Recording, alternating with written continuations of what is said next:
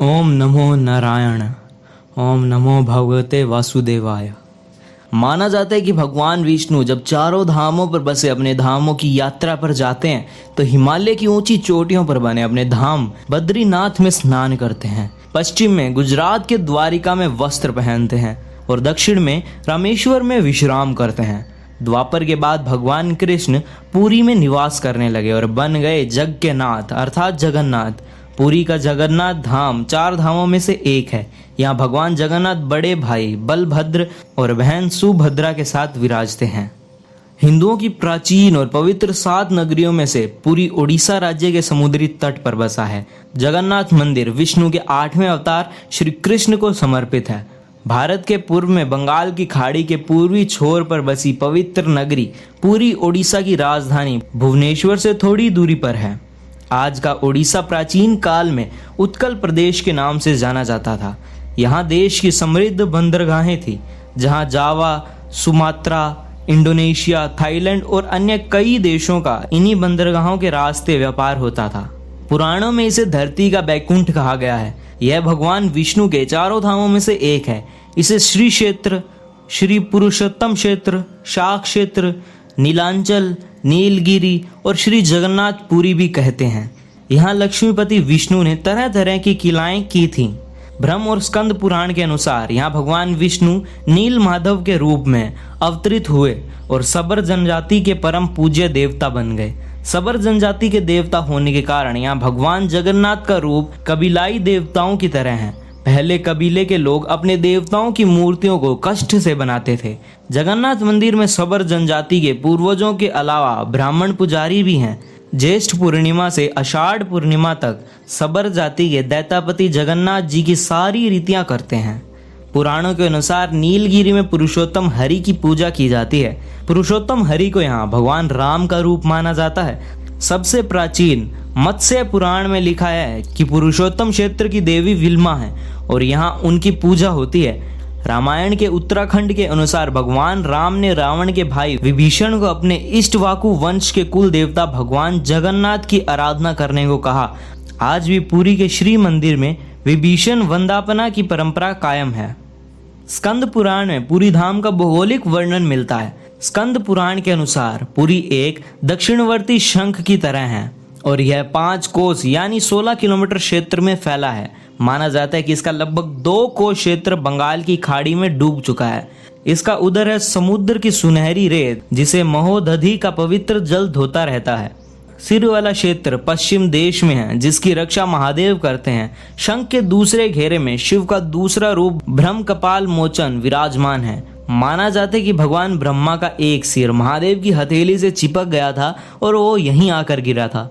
तभी से यहाँ पर महादेव की ब्रह्म रूप में पूजा करते हैं। शंख के तीसरे वृत्त में माँ विल्मा और नबी स्थल के भगवान जगन्नाथ रथ सिंहासन पर विराजमान हैं। मंदिर का इतिहास।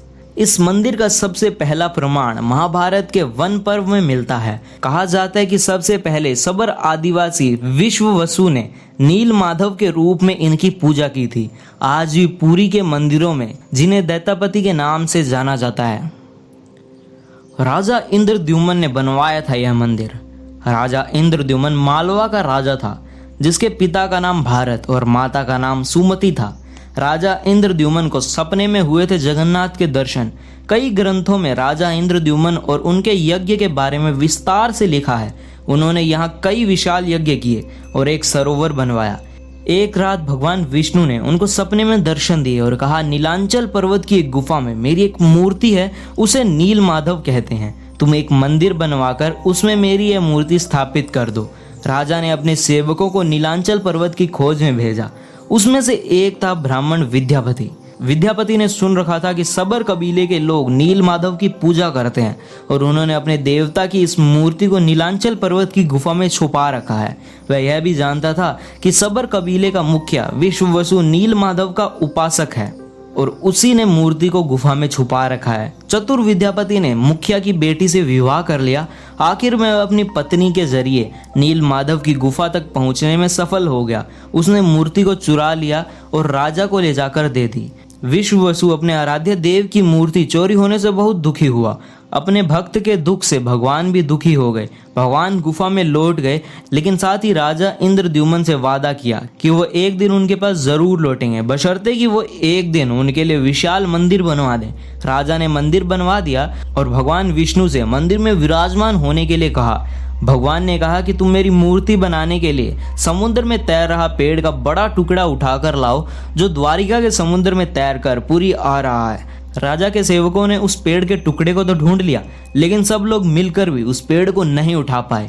तब राजा को समझ आ गया कि नील माधव के अन्य भक्त सबर कबीले के मुखिया विश्व वसु की ही सहायता लेनी पड़ेगी। सब उस वक्त हैरान हो गए जब विश्व वसु भारी भरकम लकड़ी को उठाकर मंदिर तक ले आए। अब बारी थी लकड़ी से भगवान की मूर्ति गढ़ने की।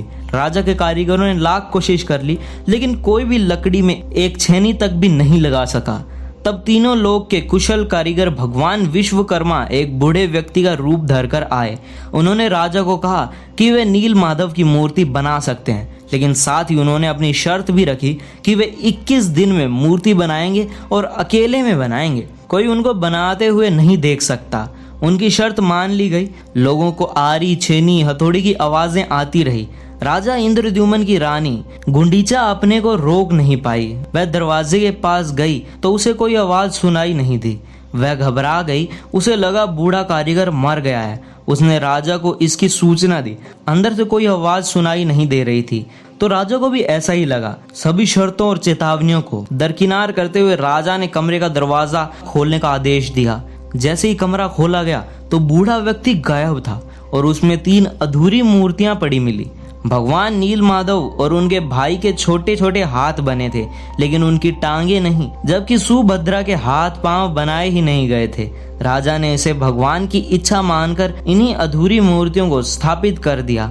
तब से लेकर आज तक तीनों भाई बहन इसी रूप में विद्यमान हैं। वर्तमान में जो मंदिर है वह 7वीं सदी में बनवाया था।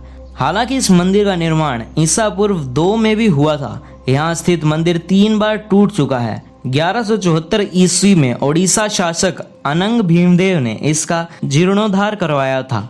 मुख्य मंदिर के आसपास लगभग 30 छोटे बड़े मंदिर स्थापित हैं। हवा के विपरीत लहराता ध्वज। श्री जगन्नाथ मंदिर के ऊपर स्थापित लाल ध्वज सदैव हवा के विपरीत में लहराता है। ऐसा किस कारण होता है यह तो वैज्ञानिक ही बता सकते हैं, लेकिन यह निश्चित ही आश्चर्यजनक बात है। यह भी आश्चर्य है कि प्रतिदिन सायंकाल मंदिर के ऊपर स्थापित ध्वज को मानव द्वारा उल्टा चढ़ाकर बदला जाता है। ध्वज भी इतना भव्य है कि जब वह लहराता है तो इसे सब देखते ही रह जाते हैं। ध्वज पर शिव का चंद्र बना हुआ है। गुंबद की छाया नहीं बनती। यह दुनिया का सबसे भव्य और ऊंचा मंदिर है। यह मंदिर 4 लाख वर्ग फुट में क्षेत्र में फैला है और इसकी ऊंचाई लगभग 214 फुट है। मंदिर के पास खड़े रहकर इसका गुंबद देख पाना असंभव है। मुख्य गुंबद की छाया दिन के किसी भी समय अदृश्य ही रहती है। हमारे पूर्वज कितने बड़े इंजीनियर रहे होंगे, यह इस एक मंदिर के उदाहरण से समझा जा सकता है। पुरी में मंदिर का यह भव्य रूप 7वीं सदी में निर्मित किया गया। चमत्कारिक सुदर्शन चक्र। पुरी में किसी भी स्थान से आप मंदिर के शीर्ष पर लगे सुदर्शन चक्र को देखेंगे तो वह सदैव आपको अपने सामने ही लगा दिखेगा। इसे नील चक्र भी कहते हैं। यह अष्ट धातु से निर्मित है और अति पावन को पवित्र माना जाता है। हवा की दिशा। सामान्य दिनों के समय हवा समुद्र से जमीन की तरफ आती है और शाम के दौरान इसके विपरीत, लेकिन पुरी में इसका उल्टा होता है। अधिकतर समुद्री तटों पर आमतौर पर हवा समुद्र से जमीन की ओर आती है, लेकिन यहाँ हवा जमीन से समुद्र की ओर जाती है। गुंबद के ऊपर नहीं उड़ते पक्षी। मंदिर के ऊपर गुंबद के आसपास अब तक कोई पक्षी उड़ता हुआ नहीं देखा गया। इसके ऊपर से विमान नहीं उड़ाया जा सकता। मंदिर के शिखर के पास पक्षी उड़ते नजर नहीं आते, जबकि देखा गया है कि भारत के अधिकतर मंदिरों के गुंबदों पर पक्षी बैठ जाते हैं या आसपास उड़ते हुए नजर आते हैं। दुनिया का सबसे बड़ा रसोई घर। 500 रसोइये 300 सहयोगियों के साथ बनाते हैं भगवान जगन्नाथ जी का प्रसाद। लगभग 20 लाख भक्त कर सकते हैं यहाँ भोजन। कहा जाता है कि मंदिर में प्रसाद कुछ हजार लोगों के लिए क्यों ना बनाया गया हो, लेकिन इससे लाखों लोगों का पेट भर सकता है। मंदिर के अंदर पकाने के लिए भोजन की मात्रा पूरे वर्ष के लिए रहती है। प्रसाद की एक भी मात्रा कभी भी व्यर्थ नहीं जाती। मंदिर की रसोई में प्रसाद पकाने के लिए 7 बर्तन एक दूसरे पर रखे जाते हैं और सब कुछ लकड़ी पर ही पकाया जाता है। इस प्रक्रिया में शीर्ष बर्तन में सामग्री पहले पकती है, फिर क्रमशः नीचे की तरफ एक के बाद एक पकती जाती है, अर्थात सबसे ऊपर रखे जाने वाले बर्तन का खाना सबसे पहले पक जाता है ना चमत्कार। समुद्र की ध्वनि। मंदिर के सिंह द्वार में पहला कदम प्रवेश करते पर ही आप सागर द्वारा निर्मित किसी भी ध्वनि को नहीं सुन सकते।